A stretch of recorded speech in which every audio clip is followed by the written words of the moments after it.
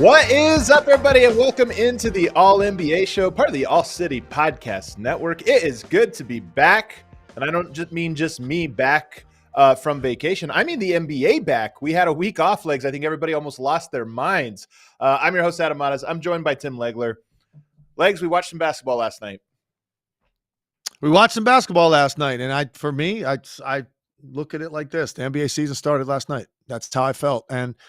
And look, I know there were still some key guys missing, and we had some really good games on paper that were missing some key guys. I get it. But I just felt like there were really good to great team performances last night, regardless of who they were playing in terms of their crispness, how tight everything was, how hard they were playing. I mean, I thought Phoenix, Dallas, that felt like a later round playoff game. There was some haymakers thrown in that game. Warriors, great team performance. I thought the Knicks were really, really good. And again, they're playing teams that are shorthanded. I get it. They're missing some star players. Okay. You show up and you play. I can judge a team and how they play and execute, regardless of who's on the floor for the other team. And I just thought there were some really, really clean performances last night out of some of these teams. The Thunder, too, I'd put in that category.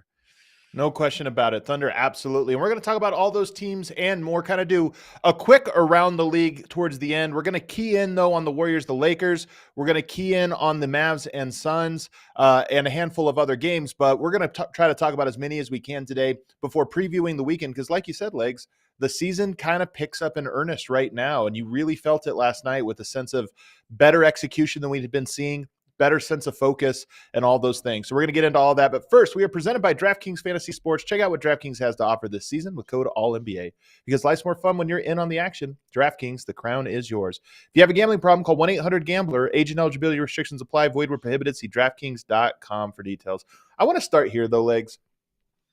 It was funny watching the games last night and seeing how many guys are coming back very tan, right?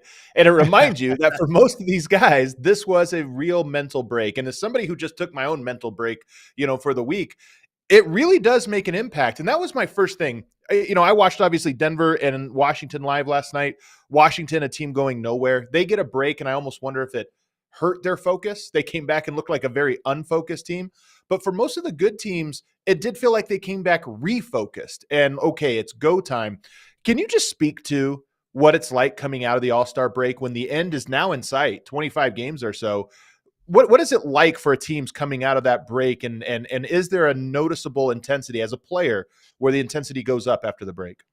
Absolutely, without question. It's the best you will feel since basically the beginning of camp. That's the best your body's going to feel. And so your adrenaline you have, plus you also know at that point, because you had this week-long reset, like you have a 25-game season basically. I mean, anybody can wrap their head around that. That feels like something I can go out every night and I can play as hard as I can. Sometimes 82 is kind of daunting, and especially if you get off to a rocky start and then you get into those cold months in the middle of the season, they're hard. So you get this break, your body feels incredible. Everybody in the league is sword tight, and you get this time off. Maybe some guys got to warm weather cities. Maybe some guys just chilled at home, whatever.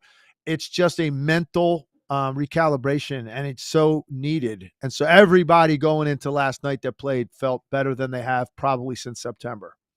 Yeah. And maybe even I think the mental part of that is probably big as well. Just the mental part of being able to get away from the sport and kind of reset your mind. Because I think that's a lot of it for these guys. It's not just the physical aspects of it. Let's start, though, Lakers Warriors. That'll be the first game we kind of get into. This is a very interesting one because it's really for seeding in the play-in. Both of these teams you could see going, climbing. I don't know about climbing all the way out of the play-in, but you could see them climbing up to give themselves a very good chance of getting out of the play-in. They right now, as they sit, 27 and 26 losses respectively. to get out of the play-in, you probably got to get up to 23. So that's a tough mountain to climb. But both of these teams have a chance to climb in the standings, so it mattered. And yet, coming out of All-Star Weekend, LeBron was a DNP in this one. That's where I start. Very strange to me that LeBron.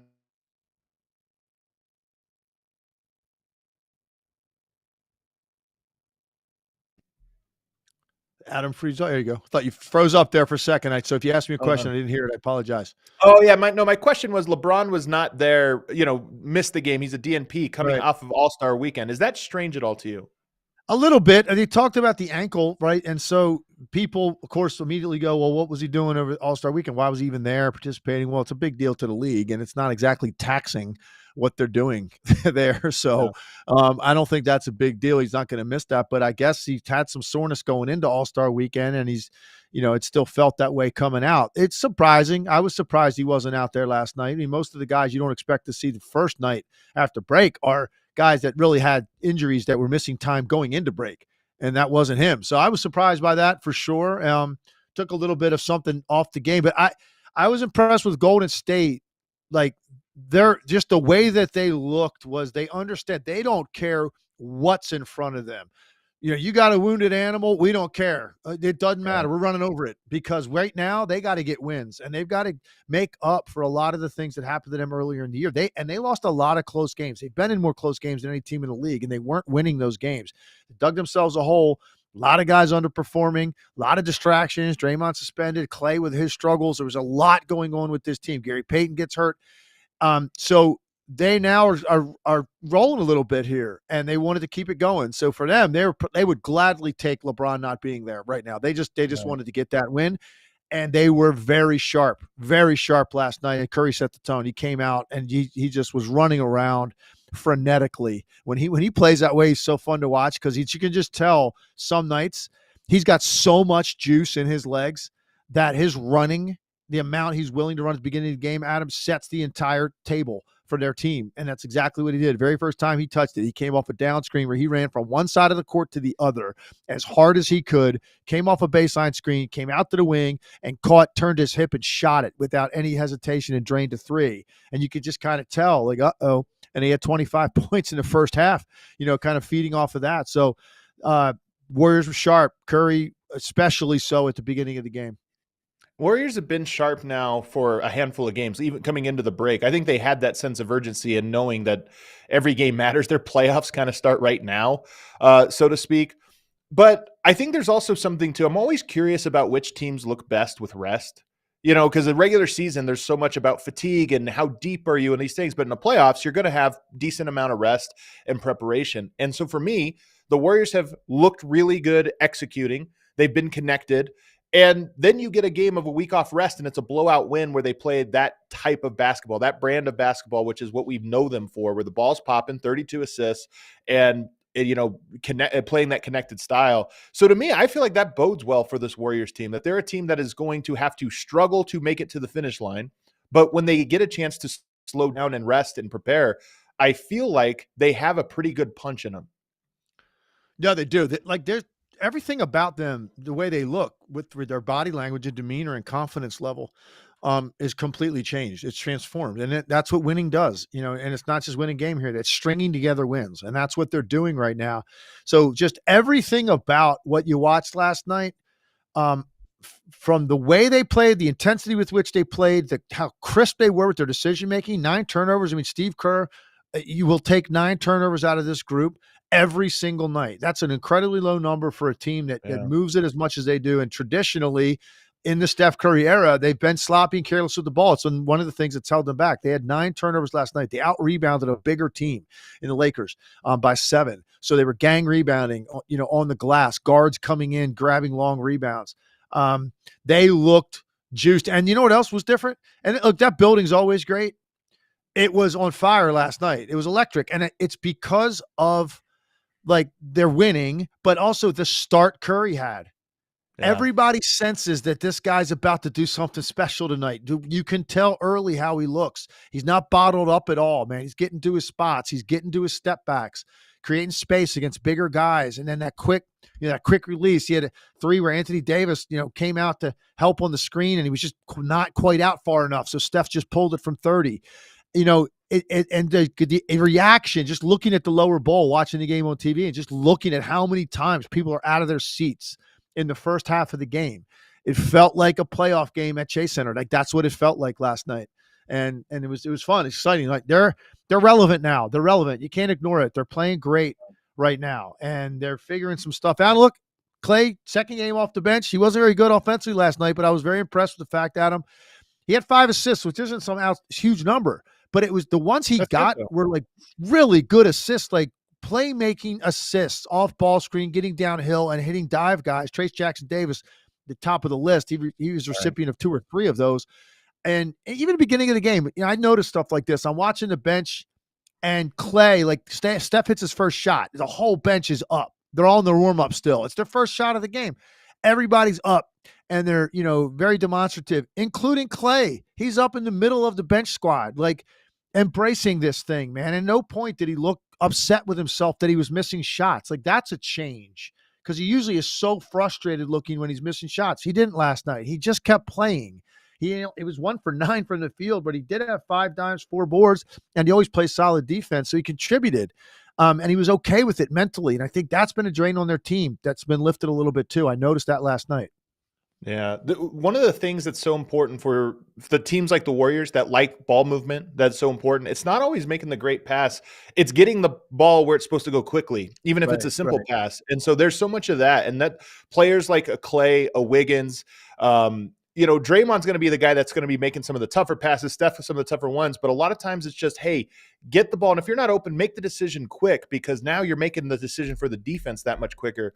And that's what opens things up. And for me, that's what I've been seeing out of the Warriors for the last couple of weeks is that basic stuff.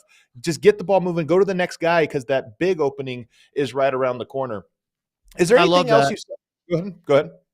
No, I was just going to say a couple guys I wanted to include in that, because I think it's been a problem for Kuminga. He's always been kind of hesitant with where he's supposed to go next. Like I don't think Kuminga, for most of these first few years of his career, had a great feel for what was coming next offensively. Like, you didn't trust him enough. And so then he would end up trying to do something to make something happen himself, because he could do that athletically and maybe get himself off balance or take a bad shot, and then he'd be back on the bench.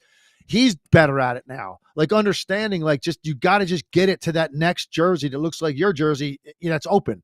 And that's going to facilitate what comes next. And he's reading that better. Podziemski is another guy that does phenomenal at that. I mean, he's just a winning, smart, high IQ player with great hands. The way he scraps and comes up with anything near him, it's just such an element to your team that promotes winning basketball. So both of those guys I would also include. And Saric is like that. Like they're all Saric's great at it. Yeah, they're all just getting it to the next guy, man, and just trusting. And then last thing I would say about this game that I noticed a change last night, and it's been upticking over the last 7 games. I think Wiggins is averaging around 16 points a game going into last night. So a definite, progression forward. Last night was one of the best games I've seen him play all year offensively. He was taking it at guys off the dribble, maintaining like balance, putting his shoulder to somebody's chest multiple times, like banging, getting into the middle of the paint, and then jump stopping. He had a jump hook, he had a short jumper. Like his staying through the possession to get a shot over a smaller guy. That was Andrew Wiggins going back a couple years when they won a championship. You have not seen much of that out of him this year. So that's just another positive sign that he is starting to feel very confident. Which can really certainly offset some of the things that right now you're not getting consistently from Klay Thompson. Wiggins is in a better place offensively than he's been at any time this year, and I think that's given their team a lot of confidence that they can get to the number they need to every night. I'm curious how much of that is conscious from a player like Wiggins. And what I mean by that is there are a lot of star players who bring it every single night, starting in October. I tip my hat. LeBron is one of these guys. When he's playing, he's usually playing hard throughout his career. Steph, they seem to understand the responsibility they have to their team, to the league, and everything else. There's oftentimes a lot of secondary and tertiary players who will coast through November, December, January, and then turn it on as you go. And I just wonder with Wiggins, he has been very uninspiring for the last really season, but this year up until the last month or so. And I just wonder how much of it is conscious with a guy like him who not necessarily a star anymore, but like, hey, I can get through. And then when it's time, I'll ramp up. And my real season, it's a sprint for me for about 3 months as opposed to the 8 months. I just wonder if he's one of those guys. Yeah, I think it's fair to question that about him because one of the things that when he came from Minnesota, one of the big questions was for me was whenever I watch him in Minnesota, I just didn't. I saw a guy that like to me should be like an all league caliber defender. With his length and athletic ability and lateral quickness, and when you're putting up 23, 24 a game, that tells me that you're definitely athletic enough to. But he was just distracted. He just wasn't paying attention and locked in. It wasn't important. Now I noticed an enormous change when he got to Golden State. I had much more respect for him as a 17-point player, playing harder on that team than I did averaging 24 in Minnesota. And I think Draymond Green was a big part of that and bringing that out in him. And then, so he helps them. Obviously, it was great during their championship run. I think he was the second best player on their team during that playoff run, certainly in the finals. And then I don't know, he had some personal issues and different things kicked in. And I don't know if some of the old Andrew Wiggins kicked in a little bit too, like kind of like I'll be there when you need me. But right now it's, he's not really ramped up. He has been lately, give him credit. And he was smiling last night and having fun, and their whole group was having fun. I've not seen a lot of fun out of that team this year. That's not the case now. So Warriors are in the mix, Adam, and I'm glad because they're just better. It's just better for us. It's better for the league. I could watch Steph Curry play every night. It's that entertaining. So them being hot right now and relevant and playing themselves into the conversation every day is just good for us. It's good for the league. You mentioned Draymond. I mean, he's so good. I wonder if part of Wiggins's coasting and turning on there's any correlation to Draymond, because Draymond, I mean, let's admit it, the first 40 games of the season, he was not exactly a great leader on the team, and he wasn't there maybe to push. I feel like he's almost like the movie Whiplash. He's the instructor kind of raising the intensity level of everybody in ways that toes the line and sometimes crosses the line of being toxic. But I almost wonder in his absence if Wiggins kind of felt, even subconsciously, okay, I can relax a little bit here. But the last point I want to make, you mentioned Kuminga, so I want to circle back to this Kuminga thing.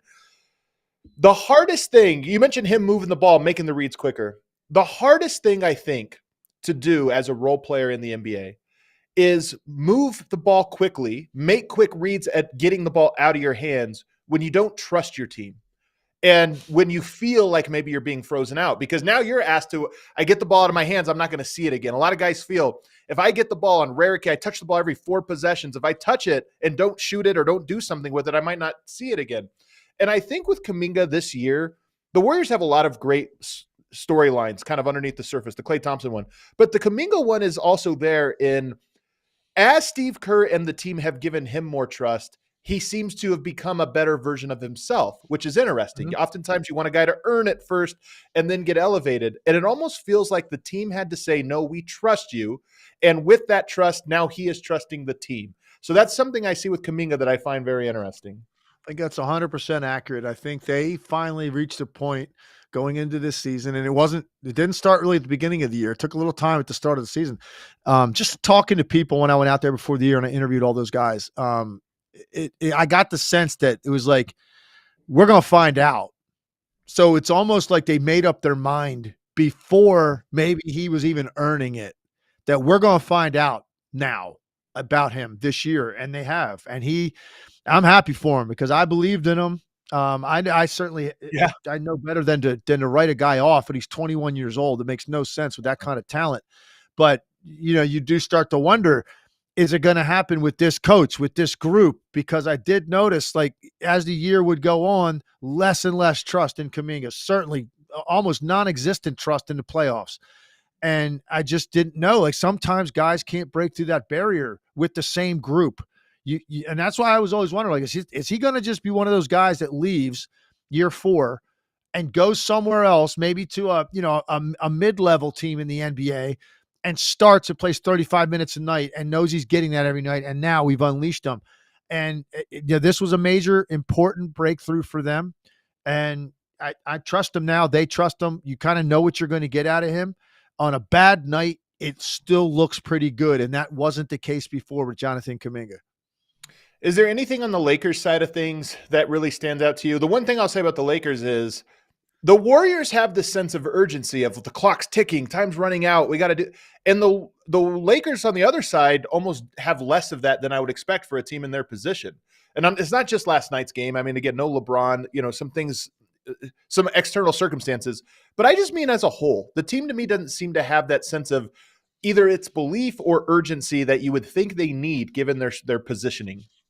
I agree with that, and I don't know, you'll never know with a player, like to what extent LeBron was feeling something last night that he wasn't going to play, as important as these games are right now. But I kind of agree with you. Yeah, I feel that way. It was interesting last night that, they were down most of the game. It was a 9-point game with 2 minutes left in the third quarter. They just made a three. There's 2 minutes left in the third quarter. And they cut it to 9. I think Taurean Prince hit a three. And they finally give Anthony Davis a blow. Like, he played the first 10 minutes of the quarter. He's going to go sit down for the last 2 minutes of the third, and the Warriors going a 9-0 run. The game went from 9-18 with Anthony Davis on the floor. Like, their possessions, trip after trip, were a disaster. And Golden State was capitalized every time. And that's really where the game ended, right there. In that 2-minute stretch while Anthony Davis over there, getting a drink of water. He looks up, and it's like, man, he must have felt like Westbrook back in the day, or Luka, like early days in Dallas. Like, I can't even get a drink of water, like all the work I did. So I think last night was kind of like, wow, like, look what they look like if one of those guys isn't on the floor, if both of them aren't on the floor. And it's kind of like, open your eyes a little bit. And unfortunately, look, for me, I say unfortunately for this reason, you get tired of talking about them sometimes. I do. I get tired of talking about the Lakers. I get tired of talking about this storyline, right? So the question kept coming up in the work I've been doing on TV over the last couple of days is, well, if one of these two teams were to make a run, who would you think would be more likely? I'm talking about Golden State and the Lakers. And that question just kept coming up over and over and over last couple of days. And I for some reason, I still think the Lakers, I lean toward them because of LeBron, because of his ability to control the pace and physically, like, he's going to be able to do what he needs to do and be great if he needs to be, and just control the action because of his size and strength and ball handling ability and passing ability. And then AD, similar, like, he wins the matchups in front of him because of his size and length. And so I just sort of lean there. But then I watched that last night, Adam, and I'm going, man, goodness, just supporting cast, like, they can't. That's the way you close a quarter with those two stars off the court. You get blitzed 9-0, and the game essentially was over going into the fourth quarter. So it kind of makes you wonder, maybe it would be the Warriors if they're playing like this, because they're playing like a team. And there's a lot of contributions across the board, right? And you still have this elite player that makes it all happen with Curry. So I don't know. I think it's a coin flip answer. I don't know that either one of them can, to be honest with you. They might both lose either in the play-in or the first round if they get out of it. Yeah. So I don't know if it's even likely for either of them to do it. But you know what? Maybe the answer is the Warriors because of how well they're playing as a team right now. Well, I like the framing of that question, wondering which of those two teams is more likely to upset, because we're going to ask a similar question on the other side as we talk about the Mavs and the Suns. The Mavs, we talk about them every day, Legs, because they're so interesting. But you know what? Last night was among the most interesting games of this entire run. So we're going to get to that. We're also going to talk later on about Clippers Thunder, and then go around the association and talk about all the other games before previewing the rest of the week. Also, Luka's MVP case, which we'll get to on the other side. But first, the NBA season is in full swing, and we can't get enough of the action on the court, so we spice things up with DraftKings Sportsbook, an official sports betting partner of the NBA. Right now, new customers can bet $5 and get $200 instantly in bonus bets. Maybe you're watching our next segment and thinking, man, I'm thinking about making a dark horse MVP bet. Well, maybe you want to hop on DraftKings Sportsbook, have that open and ready as we talk about Luka's case for the MVP. I know Mavs fans have been clamoring for that. Maybe it's time to start the train for that one. So download the DraftKings Sportsbook app, use code ALLNBA. New customers bet $5 and get $200 instantly, whether you win or lose. Only on DraftKings Sportsbook with code ALLNBA. The crown is yours. If you have a gambling problem, call 1-800-GAMBLER or visit www.1800gambler.net. In New York, call 878-HOPE-NY or text HOPE-NY. That's 467-369. In Connecticut, help is available for problem gambling. Call 888-789-7777 or visit ccpg.org. Please play responsibly. On behalf of Boot Hill Casino and Resort in Kansas, 21 or older, age varies by jurisdiction. Void in Ontario. Bonus bets expire 168 hours after issuance. See dkng.com/basketball for eligibility, deposit restrictions, terms, and responsible gaming resources. Also want to tell you guys about the Game Time app. This is the best time of year to go and catch a game live right out of the All-Star break when the intensity is high. I feel like there's these little pockets in the season where the games are better than average. And right after, like the 2 weeks coming right out of the All-Star break, those are usually some really intense games. And we have some great ones coming up. We're going to talk about them over the weekend. If you want to buy tickets, check out the Game Time app. They take all the frustration out of ticket buying because they have that little option right at the top of the front page that says all-in pricing. So you're not wondering what the fees are. You have a $100 ticket, then you go to checkout and it's actually $190. Nope, you have all-in pricing. It tells you exactly what it is so you can make your decisions fast and easy. They have flash deals for last-minute tickets. And then, of course, as the weather's getting warmer, it's becoming concert season. It's coming event season. It's becoming outdoor events season. So you can hop on there and also find great deals on all the events in your neighborhood. Download the Game Time app, create an account, and use code ALLNBA for $20 off your first purchase. Terms apply. Again, create an account, redeem code ALLNBA for $20 off. Download Game Time today. Last-minute tickets, lowest prices guaranteed. All right, second segment here, and we're going to get into our favorite team to talk about over the last 3 weeks or so, and for good reason. They are now on a 7-game win streak, and they extended that to 7 games last night over their rivals, the Phoenix Suns, in a game in which Bradley Beal was not playing. And it was a game in which they had, I don't even know what the number final tally was. I think they started 16-0 legs in the third quarter, but I could be off on that. It was a huge run to end the first half and to start the second half. That really was the difference in this game. The Suns made their runs in the second half to kind of get close within striking distance. But Dallas, when they throw haymakers, man, they're I don't know if I could say they're the haymaker team, because there's a lot of teams that have instant offense, including the Phoenix Suns. But I think the Mavs are at least in that top tier of teams that can throw a 16-0 run together in short order and leave you dizzy. They did it last night. Yeah, agreed with that. And there's something, I'm watching this team every night, and everybody knows, no secret, I started kind of in on them at the trading deadline. And to that point, I just didn't know like where they were going to end up in the Western Conference. And you still didn't know if I trusted Kyrie to be there and lots of stuff, right? They go out, they make the 2 moves for Gafford and Washington, and it seemed like minor moves, but I started in right then, and it's been nothing but what I expected it to be. They look like they've got belief at a higher level than at any time since they got Luka Doncic. That group just looks like they're out there, to kick somebody's rear end. And the energy in the building is different. Luka looks lean and strong and in shape, and he's running back on defense, and he's switching on the guys and battling rather than just like letting him go because he doesn't want to commit fouls. It's the hardest I've ever seen him play defensively. He's setting the tone. I think maturity's starting to kick in for him, and they just got at him a little bit of everything, and you saw it on display last night. They can go on these offensive runs. I give Phoenix credit because this could have gotten to 20, 25. It looked like it was going there. And then they get on a run, right? They come all the way back, and then they get it into single digits, like 6 at one point. And you're thinking like, wow, this is a great game. Like Phoenix is they're battling back. They're counterpunching. Ultimately, it was just too much Dallas. I was just impressed across the board with the way they played. Luka was incredible with his jumper last night. Like when he's hitting the step back 3 to that extent, there's not much you can do with him because he can get off whenever he wants. Going to the right. Did you see the step back he had to the right side? That was insane. He's always to the left on the step back. It was absolutely filthy. I watched it 2 or 3 different times. I kept hitting the rewind and went 10 seconds back. I wanted to see it again because I was like, I don't know if people understand how difficult that shot is going to the right with a defender draped on your left side and another defender running at your right hand. And you just stop and go up, and he was just perfectly unbalanced, and no doubt where it was going in. And that's he doesn't react a lot when he makes a 3, but he was doing a little bit of extra on that one. A big smile on his face, and so he was feeling it, no doubt. And when he's feeling the deep jumper, you got a serious problem on your hands because it's very hard to get the ball out of his hands in a way that doesn't compromise your defense because he gets the ball so quickly with such velocity to wherever it needs to go. Middle of the floor, corner, opposite corner. It doesn't matter if you run someone at him that far out on the floor. And it's funny because teams, like, you can tell they're thinking about like blitzing him, and he'll shoot it before the blitz starts moving in his direction because he gets into it so quickly and he covers so much ground on the step back.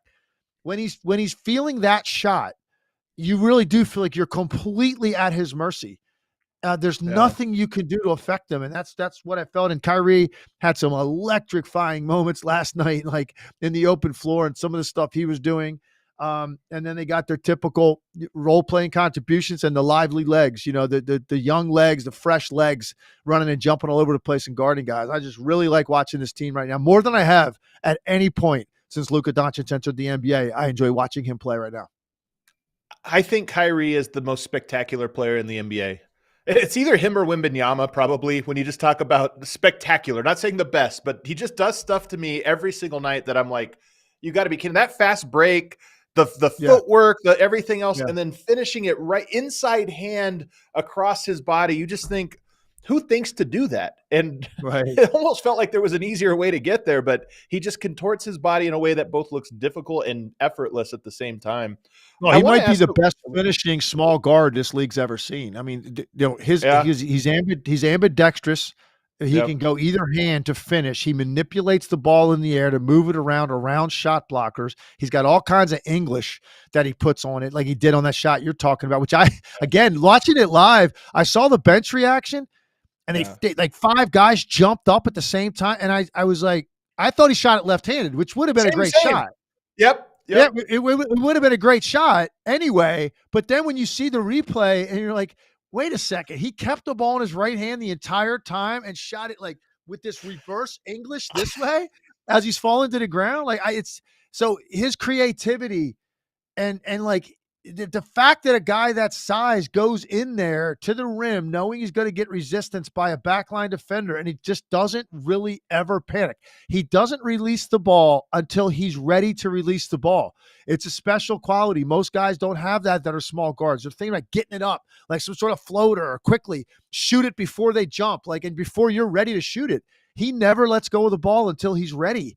And that's why these finishes are so incredible. And he's been doing it throughout his entire career. He just looks, I love watching him play right now. And it's like, he's there every night. He's mentally there. He's giving them the best of himself right now. And it looks like he is having a hell of a lot of fun playing with Luka.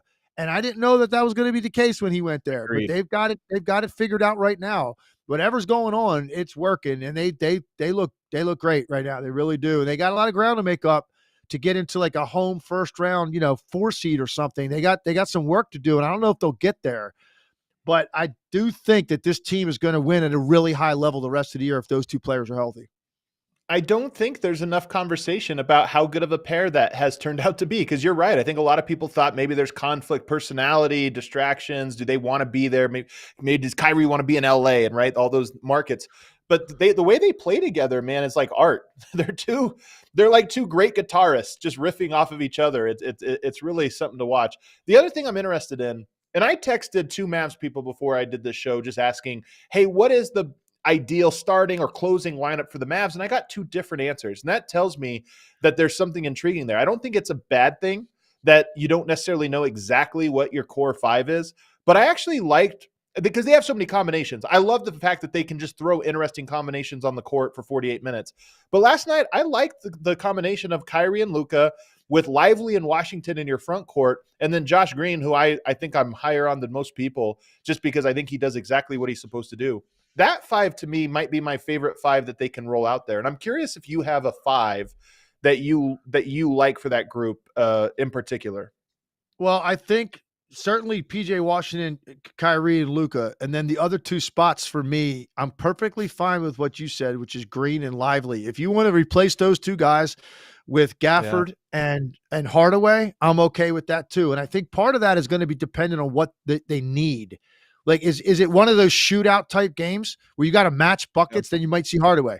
If it's a game that's a little bit lower scoring, like where teams are kind of dug in, they're letting them play, then you might see Green.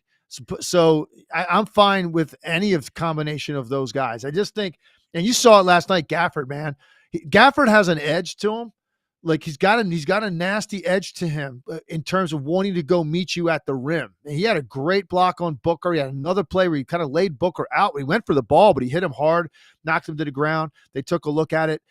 But like his force with which he plays, and I was just watching him change ends of the floor because he runs hard to the offensive glass, like from 28 feet. He's a dead sprint to the rim because he knows somebody's going to shoot it probably after he screens. And then like he'd get all the way to the rim, ball comes off. He runs like a small forward. He turns, and so does Lively. And that's like been the most interesting thing to me. You have two guys that are 6'10" that change ends of the floor like a wing, but they get down there so fast and they don't play like wings at the rim. They play like centers. So it's transformed the way I look at them defensively and the extra opportunities they're going to get on the offensive glass. Now, last night they played 33 minutes. They've been playing more than that collectively, but I was added up and say, basically, this is what you're getting out of the center spot. Going into last night, I think they've been averaging 21 points, 19 boards, and 4 blocks. Would you take that out of your center spot? I think you would, right? Now, last night was only 33 minutes. It was like 9 points, 9 boards. It wasn't quite the same production, but that to me, and PJ Washington, I just love his versatility, man. I just love the way he plays. He just does everything he does has a purpose and it's smart. And he wants to guard guys, and he's going to be a guy that's going to get some tough defensive responsibilities. So, I've harped on it, but the additions are great. And any way you slice it, we just named 7 players. Divvy it up how you want. I want PJ Washington, Luka, and Kyrie for sure. Those other 2 spots, I think you can mix and match between Lively and Green and Gafford and Hardaway. Yeah. Offensive rebounding, by the way, they only had 10 total, but I would guess 8 of those came in that third quarter run where they really opened things up. That's Dallas. They grabbed a bunch of second chance points, and that team scores too easily to give them two cracks at it down court. That was part of what really hurt the Suns. And then I want to ask you this one. Both of these teams are offensive teams. I think that there's more versatility to Dallas because of how many different guys they can throw out there. They just have more combinations they can throw. So Phoenix needs to be the team that scores easier. And watching last night, now there's no Bradley Beal. That's an important thing to throw out. Everybody always gets mad when we don't mention the guys that didn't play. Bradley Beal wasn't there. But I feel like Dallas actually scores easier than Phoenix. And that's what's crazy about it. Phoenix scores really easy as well, but Dallas gets the shots they want every single time down court, and they have 2 guys that do it. I think Luka's the best player between both teams, and then I think Kyrie is probably on par in terms of scoring and everything else as a Beal and a Booker, but he might be a better passer. I think he's a better passer and table setter, and so I look at that and I just go, the Suns made little runs here and there, but the Mavs never stopped getting exactly what they wanted in this game, and it stood out to me. I agree with that, and I think if you look at it, it's kind of strange in that this game, it's a 10-point game, but it felt more than that. And when you look at the statistics, very similar across the board, literally every number, except for one area of the game. Phoenix turned the ball over 16 times, and Dallas converted that into 29 points. And that's to your point. That ball, when they were getting turnovers, it's changing ends of the floor so fast. And some of it is get it pushed, it ball's in the hands of a great player, one of those 2 guys, or Luka throwing it ahead, like firing the ball up the sideline to somebody to get out and get space. Kyrie picking up the ball and then going and getting all the way to the rim before you're back and set up. I just thought their transition stuff from getting their hands on a loose ball to the other end of the floor, converting and getting a good shot was so quick, and Phoenix wasn't able to really do anything about that. So the difference in the points off turnovers was a 16-point differential. Phoenix only got 13 of their own off those turnovers, and they gave up 29 points they left on the table. They didn't get shots, and they get 29 coming down the other way. That, to me, is the difference in what you watched last night, because if you look at Phoenix's raw offensive numbers, 48%. That's a good night. 15 for 36 from the 3, 41%. That's a good night. 75 from the line. They shot more free throws than Dallas. Rebounding numbers, pretty similar to how rebounded them by 2. It was the turnovers. And I don't usually talk about Dallas like forcing the turnovers. Some of they did. Some were careless on the part of Phoenix, and they don't have that natural point guard, and sometimes that does surface.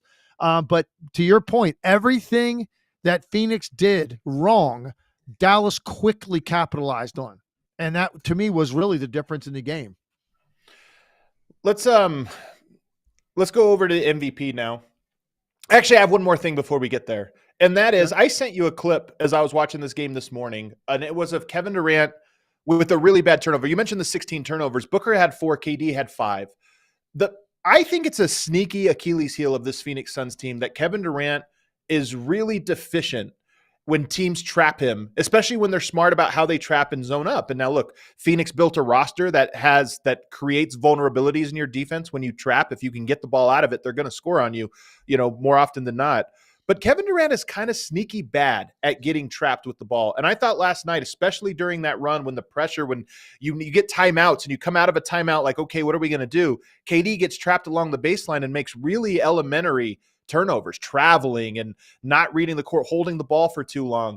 And to me, that's a thing that when I watch the Suns, look, they're so good offensively that you're looking at little margins of where they can be weak. That one to me is kind of a glaring one for a team that is so reliant on being unstoppable on offense.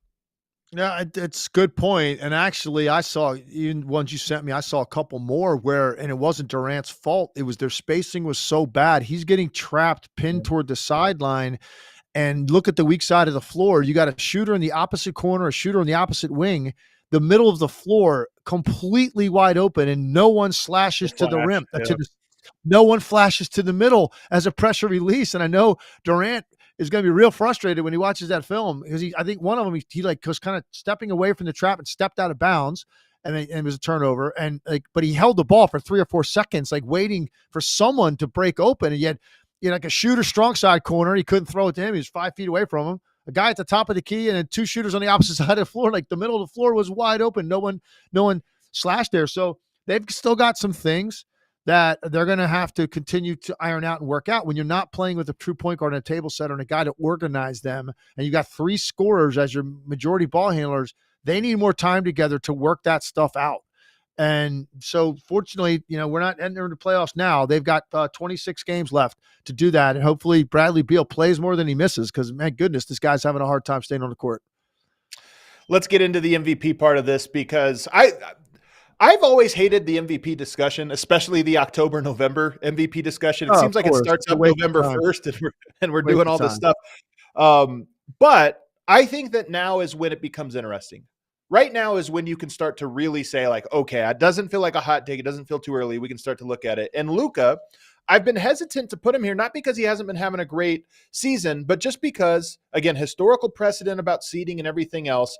I do feel like you need to have some kind of guide rails, or I should say principles. They're not necessarily rules, hard set rules. You have to be a top 3 seed. I think that's silly.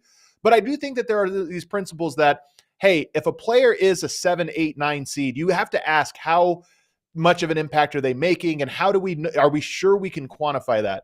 But now that they're on a 7-game win streak in the 6 seed, a game out of the 5 seed, 4 games out of the 4 seed, and with the way he's playing, to your point, he looks slimmer than ever. He looks confident. His step back looks better than ever. His defense looks better than ever. I'm looking at it now and going, the usual suspects, Jokic, Shea now at the top, Tatum, those guys all have a case as well.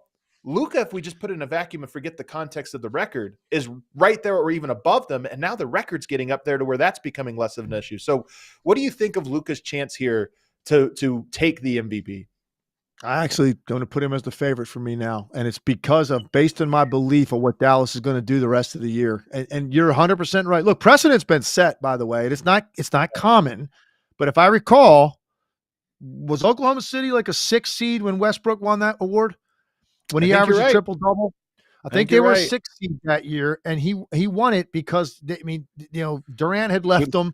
He was there by himself. He averaged a triple-double, and he, I think they won, if I recall, I think they were like 45 and 37. Or maybe it's 47 and 35. There's something like that, and they were like a 6 seed, and he won the MVP. So it's not common. Typically, you do need to be up there like near the top 3. I wasn't sure earlier, despite the numbers Luka was putting up, were they going to get to the number of wins to put him in the discussion? And I think now there's a good chance they will. I mean, listen, one thing to do, they have played 6 more home games than road games. So schedule-wise, they're about to go on a 4-game trip right now, but they weren't playing like this when they went on a 4-game trip earlier in the year. This is different. So they've played 56 games. They've got 26 games left. You go 20-6. Let's just throw that out there. Like something like that. Okay. You're at 53 wins. You're probably at that point going to be pushing up onto the 3 and 4 seed. I don't think you're ultimately going to get up there in the 1 and 2, but you got a shot at like 4. If you're top 4, and this is what everybody pay attention to what Luka Doncic is doing right now. Because I didn't know. I had the researcher look it up because I knew it was up there. And this is actual assisted field goals. This isn't like, okay, he's averaging 11 assists a game, so let's just round off a number. No, this is actual points that he's gotten on assists. Combined with his scoring, it's a combination. It's 57.4 points per game. Direct offense from Luka scoring or assisting. And guess what? That is the most by any player in the history of this league in one season.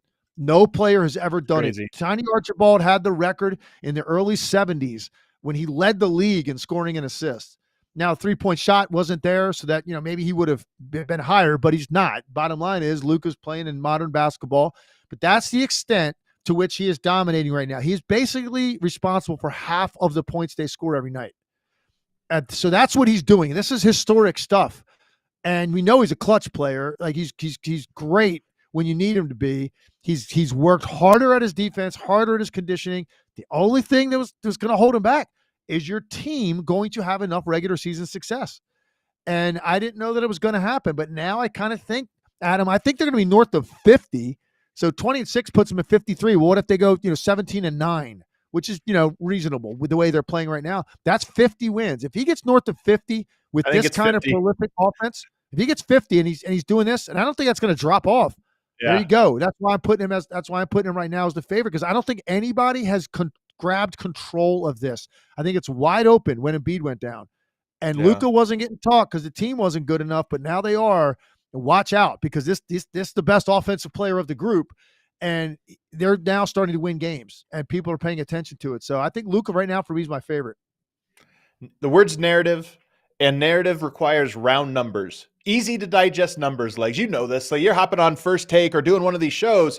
You don't get 10 minutes to make a case and give all this. You got to have the what's the line I have here? And 50 wins to me feels like a narrative thing that you can sell. Even if they're a 5 seed, even if they're a 6 seed. You say, look, they're a 6 seed, but 50 wins. Most years that would be a 3 seed, but it's 50 wins. 49 feels almost low. So I almost feel like that's the market. I'll tell you, while you were talking just now, I hopped on DraftKings and laid a little money on Luka's MVP because that's how good you were selling me on it so much. I just had to put my money where my mouth is. So I'm with you. I think he has a lot of momentum. Hey, by the way, there's another thing that factors into it. Okay, marquee matchups against other MVP candidates. So let's just take a look at some of the ones we're talking about. Friday, March 1st, the last game of this road trip. It's an ESPN game at Boston. That's a big one, man. Jason Tatum, Luka Doncic, best team in the league. You come in there. It's a nationally televised game. Like, those are moments that East matter. I remember when Harden and LeBron had one of those years ago. It was like they were neck and neck for the MVP, and they went head to head on like an ABC game. And they both played great. And I don't even remember who got the best of who, but everybody was dialed in, and it matters, man. It carries weight. He's got, at Oklahoma City, Thursday, March 14th, you go against Shea and against the team that's at the top of the West. Like, that's a big one for him. And then you still have Golden State 3 more times. Those are always marquee games because everybody's watching the Warriors. And then Oklahoma City, last game of the year. So you've got some games that mean more than others with regard to this topic. And I think that Boston game, March 1st, is one that everybody needs to check out, because that's the kind of thing that can just really embed in people's minds. They go into Boston, they outplay him. He outplays Tatum, puts up 45 or something, and they win that game.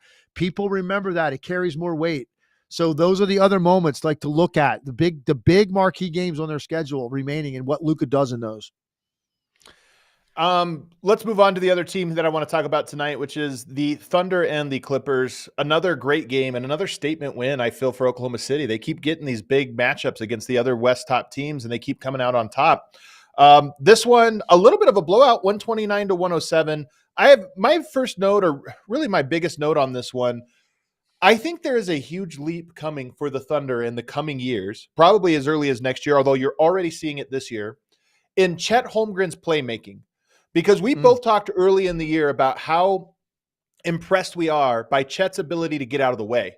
Like, he plays right now like a traditional pick and pop big, in that he's a secondary guy. They're not playing through him as much as he's just setting screens, rolling, popping, whatever.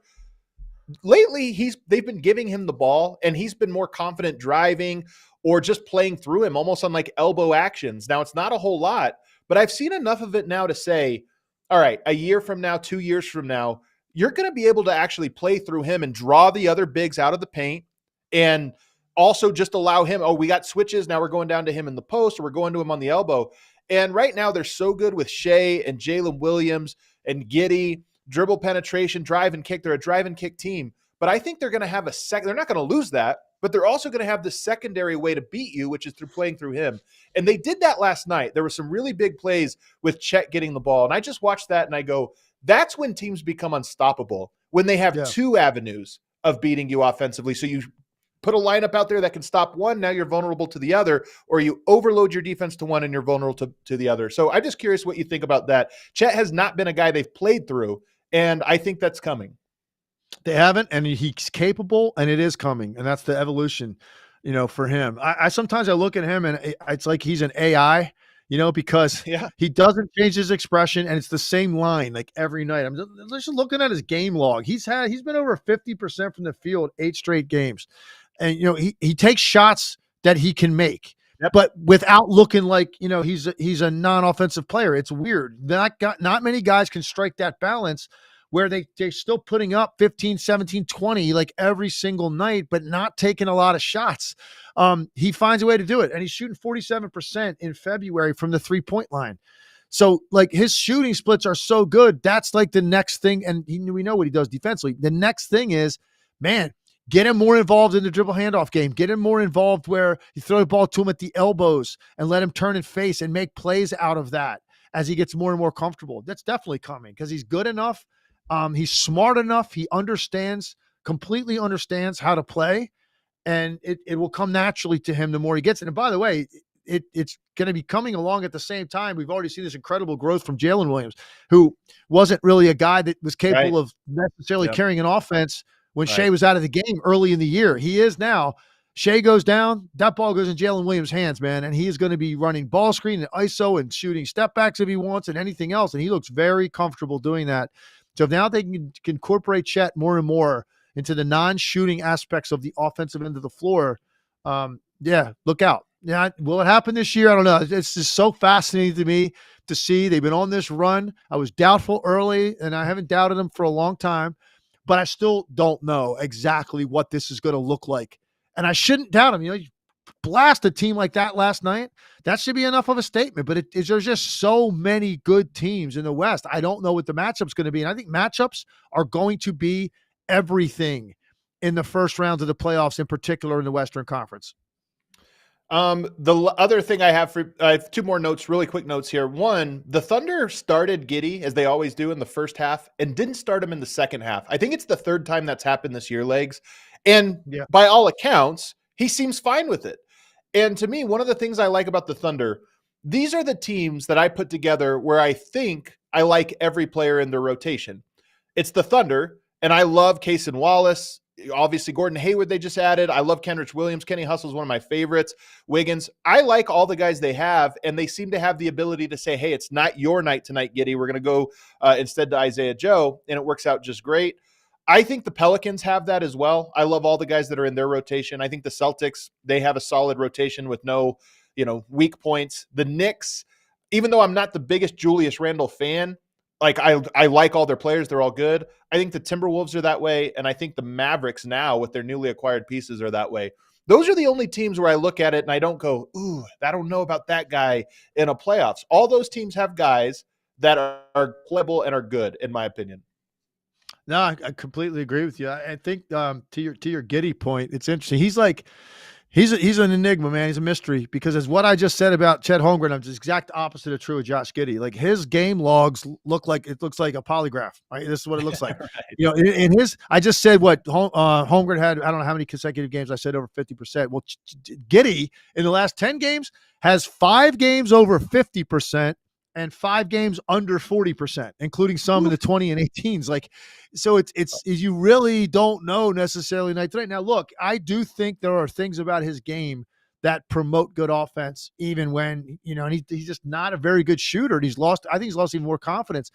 he does promote things that help you and help the flow. And it's some of the things we talked about that the Warriors do, where you just move it where it's supposed to go quickly at the right time. That's what Giddey does. He moves the ball well. He understands that part of it. He gives it up, and it does help other guys go make plays. So even though he struggles and he seems like maybe the weak link a little bit offensively some nights, I do think there are things that he does offensively to help them. I love Clippers Thunder as a matchup. They have the Shea piece. They mortgaged the future, but had to lose Shea. So I love that aspect of it. But I also just like styles make fights. And the Thunder are a little vulnerable inside to dynamic bigs. The Clippers they have good defensive bigs, but they don't have dynamic offensive bigs. So I think it plays into the Thunder's hands.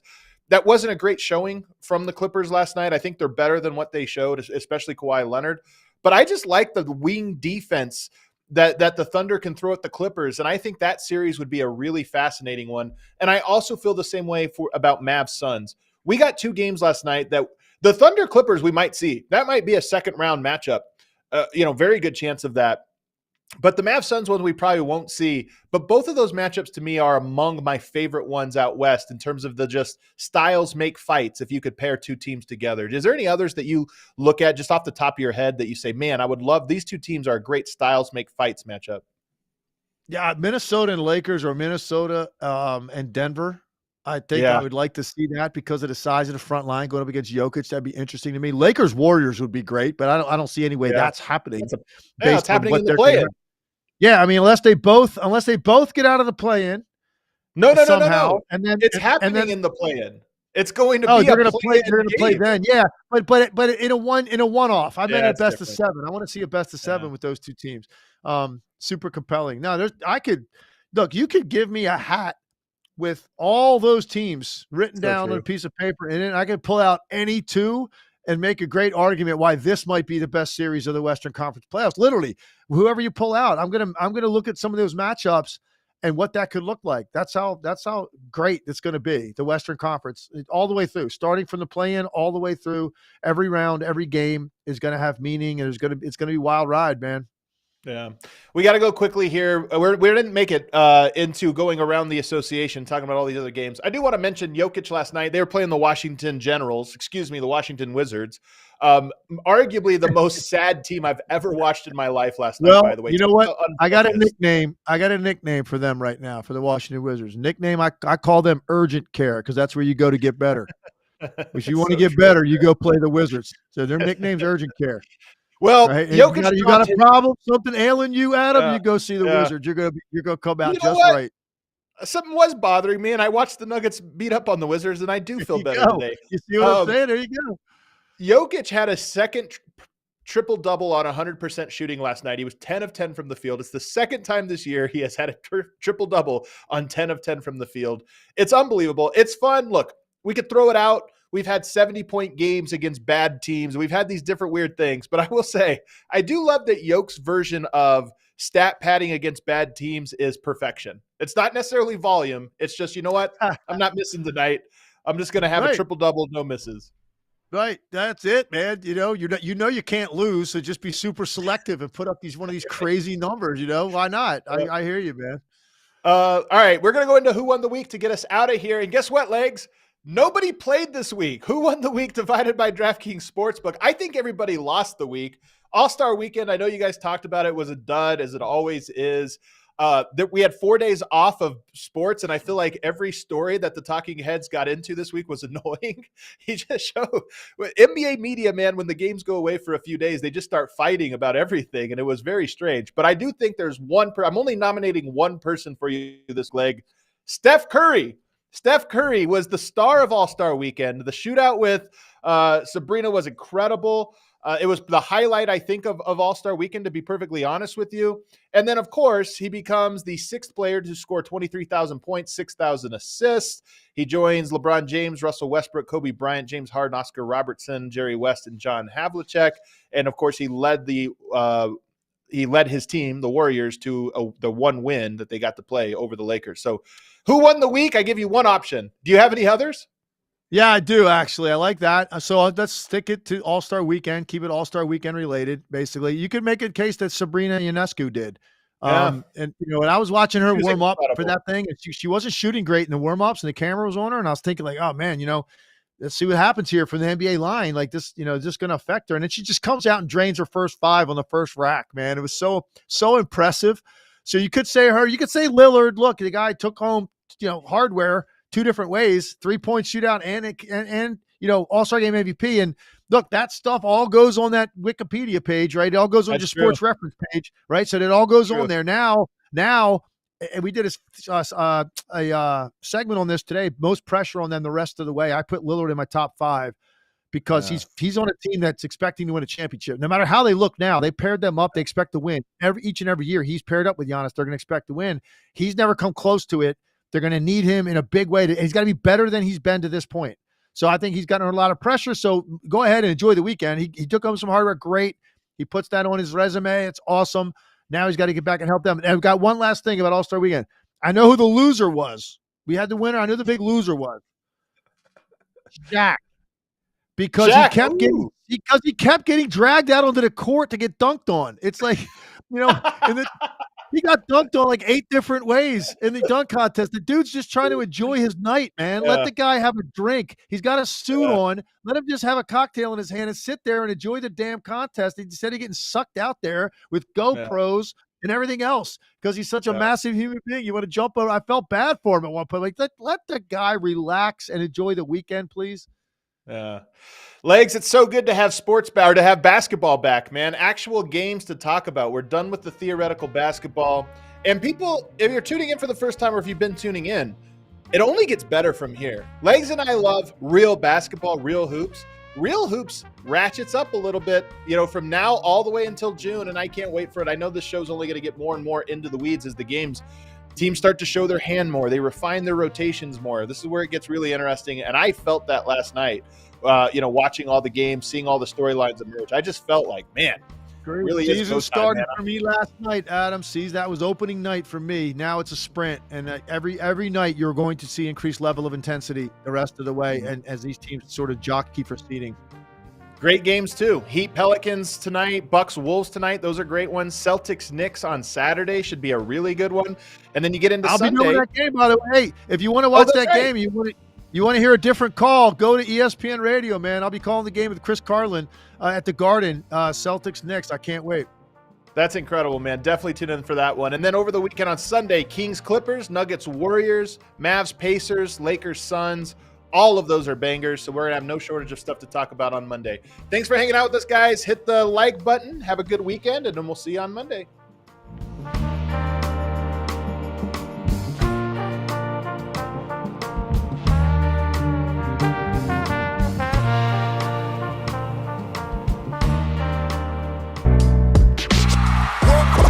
We all silly like the mayor.